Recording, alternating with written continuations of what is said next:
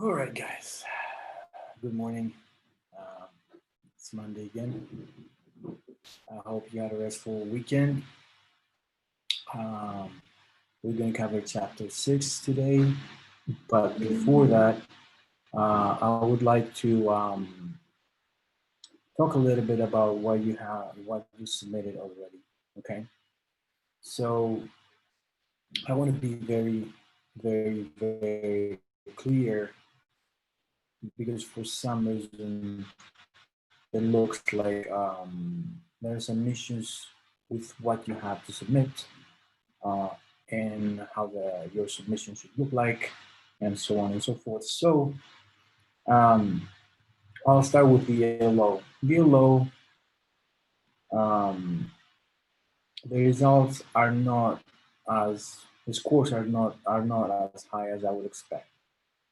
Okay, I can see how much time you spend for the LOs, and I can tell that some of you are rushing it.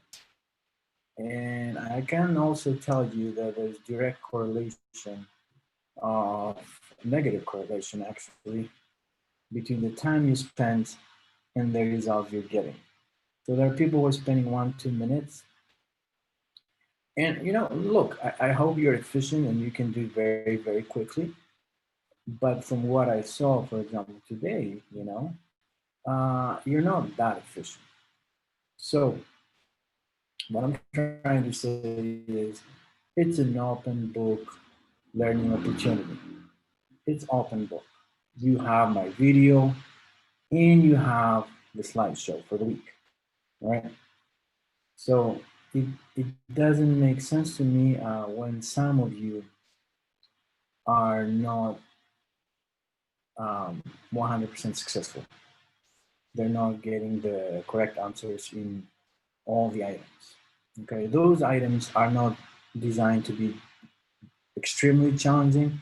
They're designed to point out things that you have to remember from our chapter and um,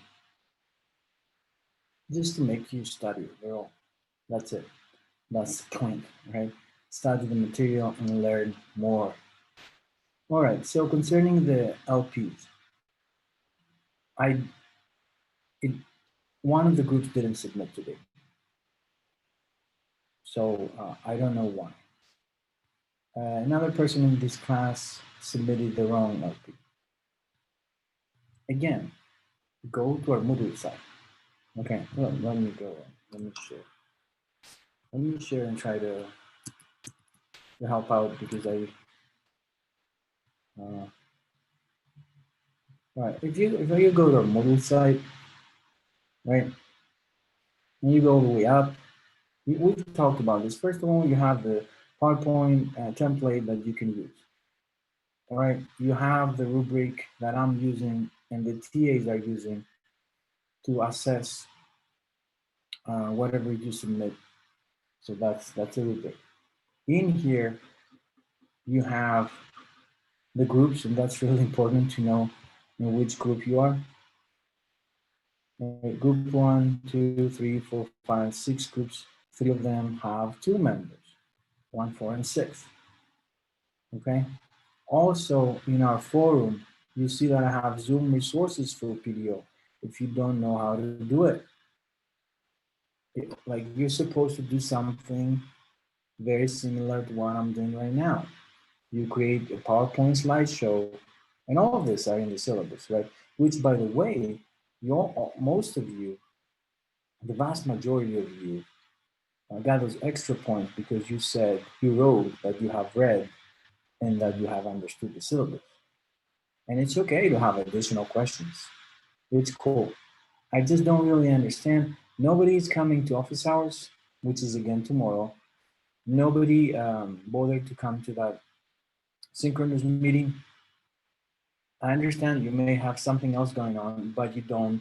Most of you don't even send me emails with questions. So I don't know how to reach you. If you don't watch the videos, if you don't come to office hours, if you don't come to the synchronous meetings, I don't know. I honestly don't know. So here again, closing the parentheses, that was a side note.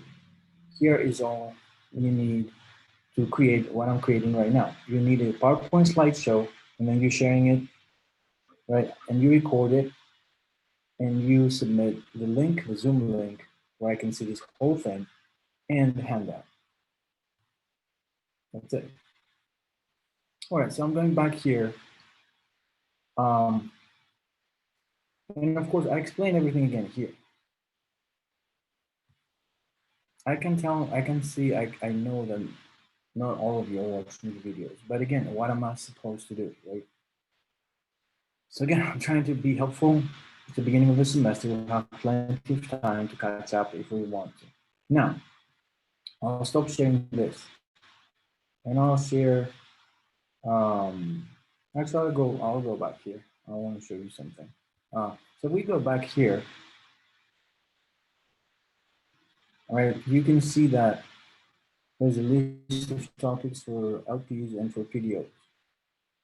Okay, so if I stop sharing this and I download those and I start sharing those Word documents, if I find them.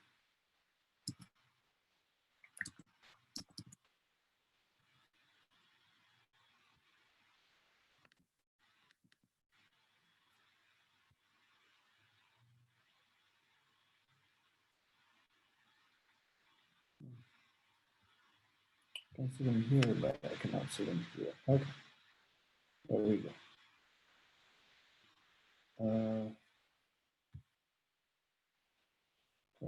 This, credit. Yes. So I'll start with this. Right, PDO. So for next week, we have this one and this one. Right? So groups 2 and 1 are supposed to submit those videos that I was talking about. And this is where you find what you have. That's on our Moodle side. Let me stop sharing this, start sharing the LPs. There you go. So today we did all the way to 5152. Today we have chapter 6. So for next week, we start over, right? So the first two groups are presenting again for the second time. That's their second LP. And group 1 has the basketball in Britain, and group 2 has hockey in Canada. That's it. All right. I hope I make sense now. I'll stop sharing this. I really want you to be successful. I'm here for you. I just sometimes I don't know how to reach you if you don't ask questions, and then I don't find your submissions. I don't know what I'm supposed to do. Okay, I'll share the PowerPoint slideshow, and I'll start with what we have for today. Let's see. Boom. Let's see if this is working. Excellent. So chapter 6, right? Organizational structure or design. In here, you'll see that organizational structures or design, structural design is a phenomenon that receives a significant amount of attention from managers, right? As they seek to organize their staff and volunteers to optimize their impact on organizational performance and meet, of course, at the same time, very strategic goals. So today, what we are going to do, we're going to highlight the unique aspects of that structure. So we're going to talk about key concepts of organizational structure, examples of those unique features in the sport organizations, and some key research findings on the structure of sport organizations. We will definitely provide a summary of principles for managing structures within community, state, and professional, of course, all three levels, as we talked about in the past of sport organizations. All right. let's talk about this. So what is structure? How are we going to define it? Pretty much is a roadmap, as you can see all the way to the end right here. Okay, and it pretty much tells individuals and teams what they're supposed to do, how to do it. Okay, even sometimes by when. So it breaks down. It gives them very specific direction. Of course, we're going to talk about formalizing in a little bit. And while you're doing that, you want to formalize. So you want to create that structure. You want to create that uh, framework. But at the same time, you don't want to make it that strict that's going to crash innovation, right?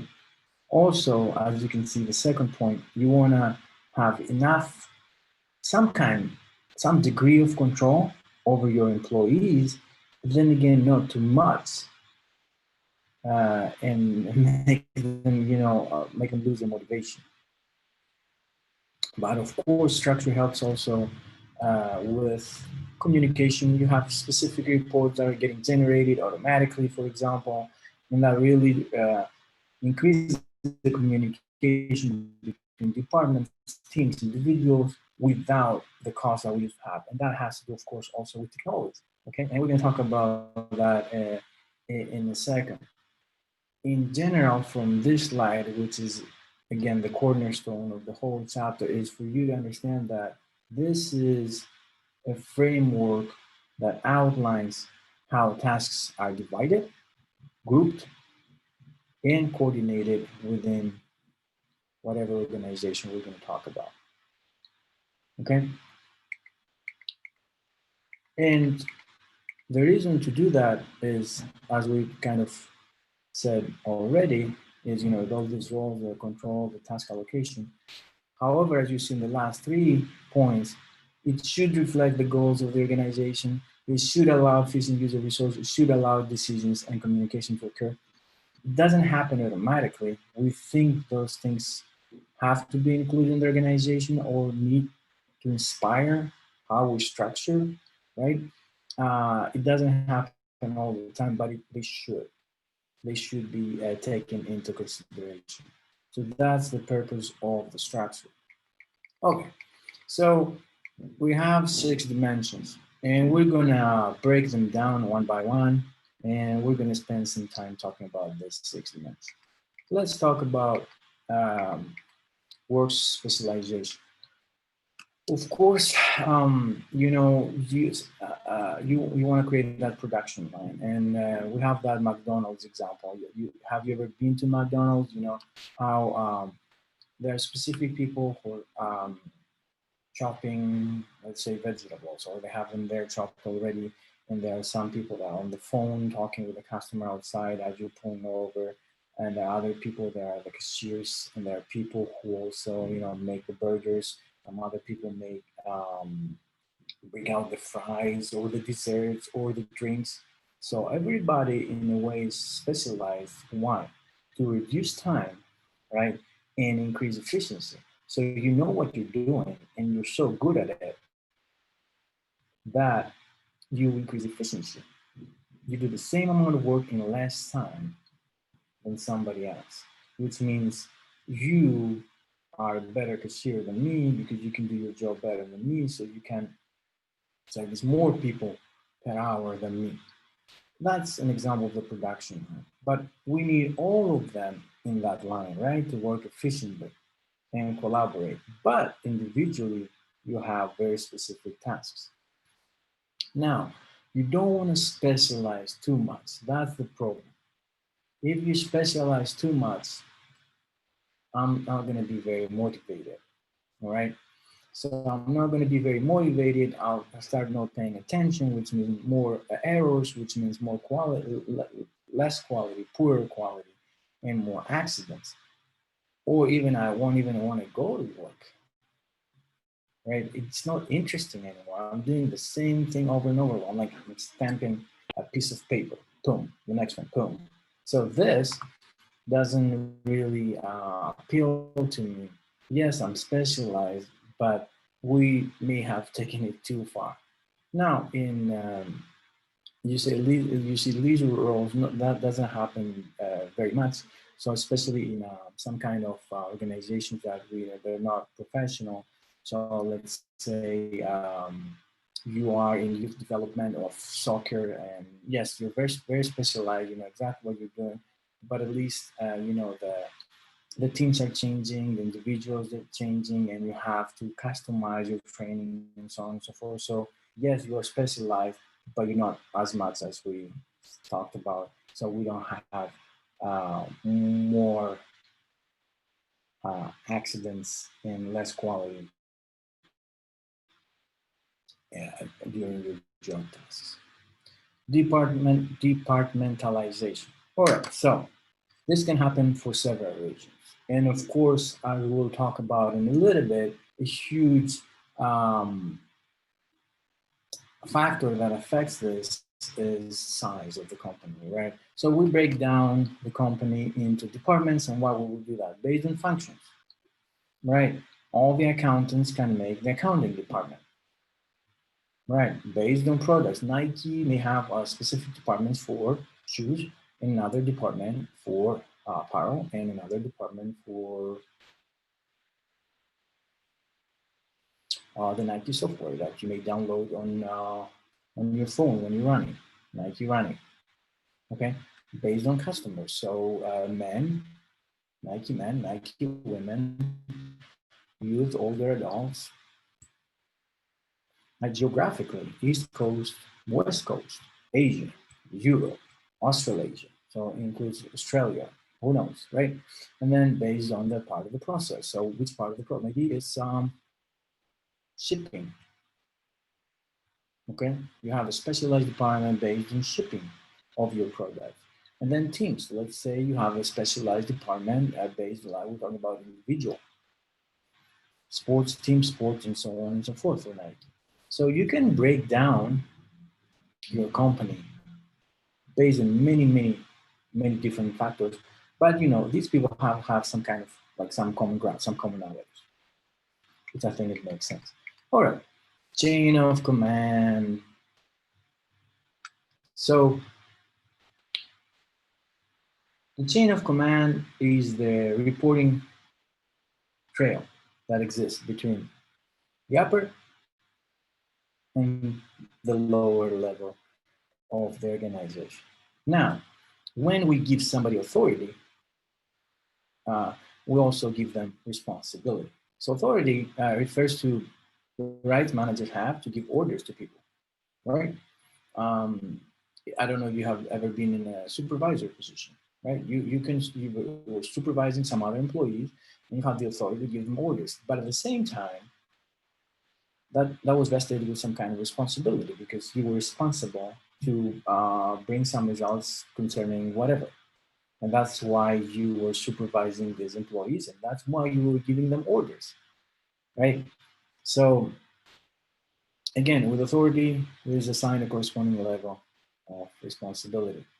Now, you have one person to whom an employee is responsible, then we're talking about the unit of so you're only reporting to one.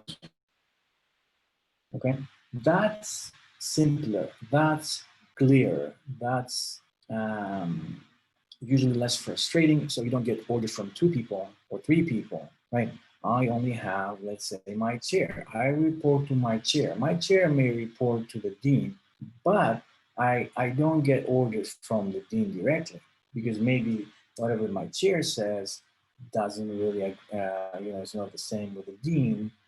And then I'm confused. I'm like, that's mixed signals. Well, am I going right or am I going left? One of you guys said left, the other one said right. What am I going to do? I don't want to be in trouble.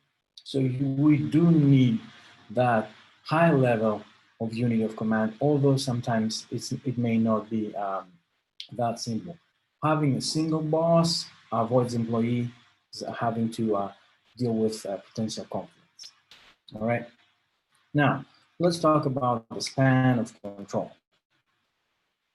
So, as you see, it depends on the number of employees that a manager can efficiently and effectively manage. Now, we want a manager to manage a lot of employees. Why? It's obvious, right? Less cost. We need less managers for the same amount of employees. However, it's not that easy.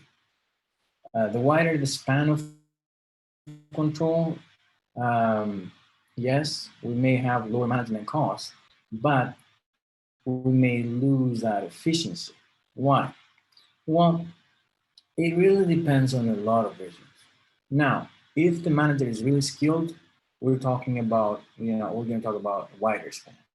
Same about employees. If they're trained really, really well, right, the same manager can manage more of them. So that again affects the employee control.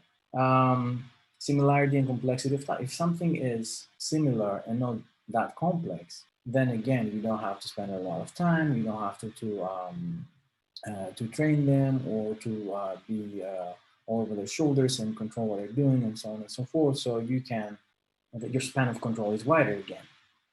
If they're closer, again, that's easier. Of course, with technology, things have changed a lot, but still, the closer they are, the wider the span.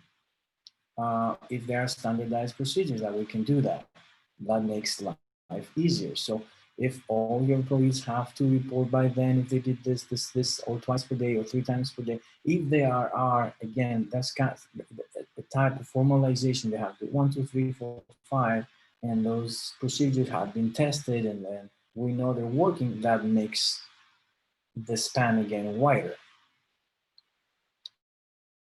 Which brings us to the information system. What kind of information system we have in that organization, right? How are we communicating? How easy it is to send huge data sets, or how easy it is to analyze that data and send aggregated information to your manager and share it with the team.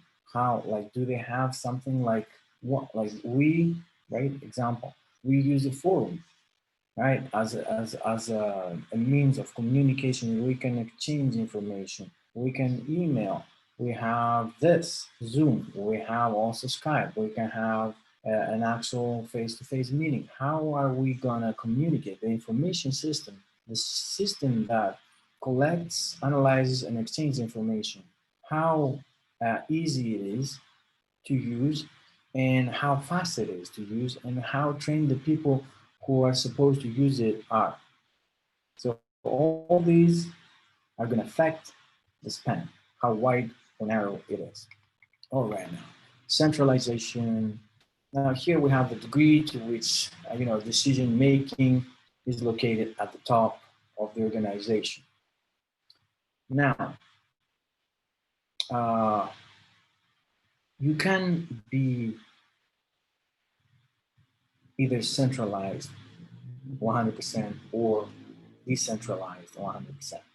What do I mean by that? So centralized 100% would be like, one person decides about everything. Decentralized, you give other people the power to make decisions. But you can't be one or the other. It's about the ratio, what kind of mix, right? It's going to be 80% centralized, 20% decentralized, the other way around. It really, again, depends on the company. And that, of course, that's one of the dimensions of the structure of the company, right? If something is small, usually is more centralized, and in non-professional organization with a lot of volunteers, they're more centralized. If something is like an NFL team, there is a lot of decentralization. There are different groups, huge size, it's a huge size of that company. And we have different departments, so we need other people to be ready to make decisions. The CEO of the company cannot make all decisions, so we need to decentralize.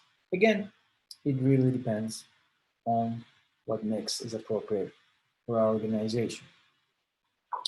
Formalization, that's really important as well. So here you see the extent to which jobs are standardized and the extent to which employee behavior is guided by rules and procedures. If the company is smaller, again, low level of formalization. As they grow, high level of formalization really depends. I usually share this example. I had a friend, who was working in the marketing department, and there were some people who had, you know, to be very artistic. So for those people, there wasn't a lot of formalization. You know, they could just clock in whenever, just spend 8 hours at the office, and just do whatever they need to do. But they wouldn't formalize them too much because it was more artistic, so they let them express themselves. You know, you don't have to wear specific clothes, you don't have to do specific stuff as in other jobs. So it really depends. So, and that affects, you know, the selection of the employees, the training of the employees, the policies, the procedures, the rules, and even the job description. Okay, imagine you're working at a bank or something. You have to work time, you have specific this is how you approach the client, this is what you say, this is what you don't say. Again, it really depends. But even in the same company, let's talk about Adidas. The people who are more in the artistic departments, they're less formalized. They'll let them do their thing and come up with great ideas and patterns for the new shoes, for example. However, as you go like into the financial department, as you understand with Adidas, things are way more formalized over there. An accountant has to do very formalized type of job. Their job description is very formalized. I hope that makes sense. All right, structural models. We're gonna spend some time here. We're gonna examine some of these very briefly because they're relevant to this organization. All right, there we are. Figure 6.1, the simple structure. So here we have a low degree of departmentalization and also a low degree of formalization.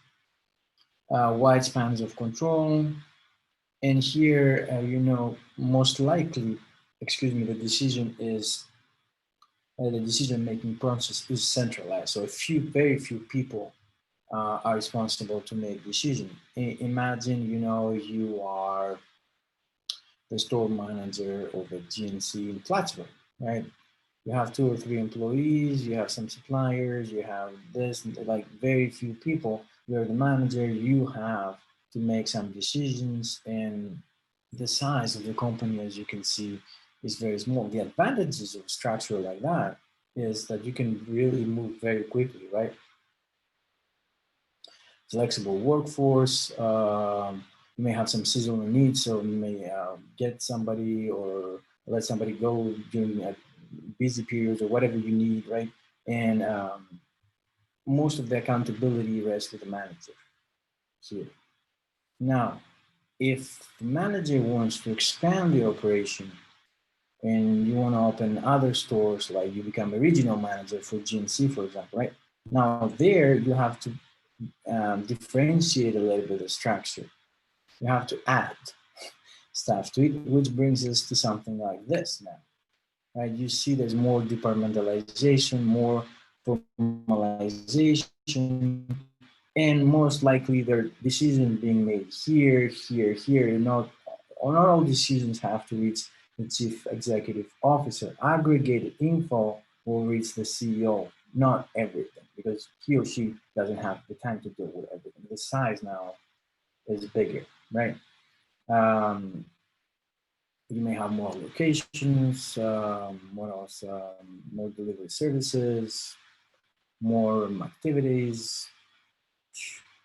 So we have more bureaucratization in this specific structure. Matrix is something different. Here you see, and that's important, we have columns and we also have rows. So here, all these managers were part of the football operations division, and all these workers of the corporate service division, and all these workers from the marketing division. However, for some projects, we created these 3 teams, and here we picked one from each department and created another team. And this team has another manager. Okay, so the problem here is that this guy here has to report up here, but also to this manager. The same for this guy. Okay, so for unity of control, this is way lower right now. okay? But the unity of command, sorry. So although the unity of command is lower, we're doing it for very specific reasons. Also, imagine you are part of a team, right? Interdisciplinary team. So we have a strength coach, an athletic trainer, a sports psychologist, a sports nutritionist, a registered dietitian, sorry, and we have what else? The sport coach, we have the team doctor, we have a chiropractor, massage therapist, and so on and so forth. And we're all trying to treat the same athlete, right? So we're all creating a team, an interdisciplinary team, so we can cooperate with each other. We'll have the same goal, but with different people. And there we may have to report to two managers now. Okay. Um, this is better if you need specialists, to work as a team than to appoint individuals to work in isolation to provide their services. So you lose something, you gain something. And this is the matrix structure. All right, the team structure. Here is something more, it's new era, and we're talking about way bigger size. So this option is usually, let's talk about, for example, like a NFL franchise, right? You have teams, different teams, huge teams that are divided in other sub teams in there, and they don't really, you see, communicate with each other. They all report to the CEO. They're kind of independent, a lot of teams, right? And here, we might employ a structure like that. So we have a team for, let's say, for club events or marketing campaigns. So it can help with fast decision making, quick decision making in regards to finance, staffing, or impacts on players. So here we create those independent teams that are more flexible. And as you can tell, you give them power to decide, right? And you're trying to gain flexibility. Again, this team structure is a structure, is a structural design. It's an option that most likely will be used when the size is big. All right, what influences structures? All right, so we have strategy, size, technology, and environmental uncertainty. So when we talk about strategy, whether an organization is pursuing, an overall strategy of innovation or cost minimization or imitation, that will necessitate the design of the specific structure of that organization. So that's one. The second is the size. As you understand, if the size of organization, organizations tend to be more formalized, which I think makes sense, right? Because you need more specialist roles and more departments and more levels of management than any smaller or organization. Technology and all these are issues that are affecting size. Before I go to technology, economic conditions, special coverage of activity, program complexity, demand for services, media exposure, motivation for leaders, and political constraints. So I don't want to stay here a lot and mismanagement, of course. But I do want to stay here for a second. Technology and structure, as you understand, we have the routine tasks and the non-routine tasks. And technology is great, especially for those routine tasks. That's exactly where we use it. But at the same time, we need to be ready when those non-routine tasks happen. We need to be ready and flexible to do what we need to do to adjust. So technology instructor is great for that departmentalization, for that formalization, for that communication, especially as if things are going as planned. If they don't, then we need to be able to just adjust and move forward. And environmental structure, let's say we have athletes that behave inappropriately, right, off court. That will affect the team, affect the sponsors, maybe retain staff, maybe we'll lose some fans. So we need a structural adjustment. So this is one reason. Economic downturns, COVID-19, right? You see what happens right now, and you see the empty stadiums. NFL season just started, but that you can understand how would that uh, create issues in the structure. You need to change the structure now because of what happens in the economy, and of course, supplier actions. If, for example, because the global economy is getting hit right now, if you don't get something, for example, from China right now, right? That is something that maybe you need to change your structure because you can't operate if you lose the ability to bring laces for those Nike shoes because of whatever happens due to COVID. Okay. All right. One more slide, and that's specialized for sport managers and talks about the challenges. So, how how can you be cost effective but also not affect productivity in a negative way? How can you be formalized but also be flexible if something comes up? How can you retain a good relationship between paid and unpaid staff and make sure they're working, their communication is smooth and they're working together uh, efficiently? How can you deliver those strategic outcomes when, and I'm using the next one too, when you have so many things changing in your environment, but also so many different stakeholders, right? And you remember what a stakeholder is. How can you involve them in the structure, at least the relevant stakeholders or the most relevant stakeholders, right? And the interdependence has to do again with it exists between sport organizations in the same league, other associations, funding agreements you may have with multiple partners and sponsors. How can you take all that information and make them like have your structure reflect all of those connections? So again, being a sport manager is very, very challenging.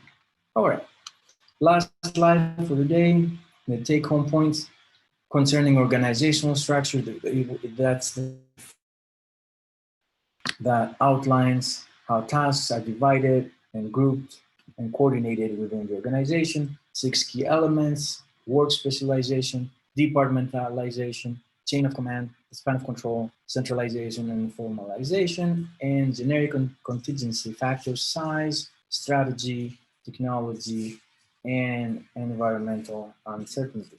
All right, guys. So we're done for today. I'm wishing you a great week.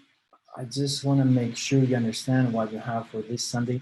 Pay attention, identify your group, make sure you understand if you have to submit an LP or a video and what you're supposed to do. Okay, if you have questions, I've said it already 2 or 3 times. Tomorrow, office hours from 8 in the morning until 12. Log in. Let's talk. All right. I'm here for you. I'm here to support you. In the meantime, lift intentionally. No habits.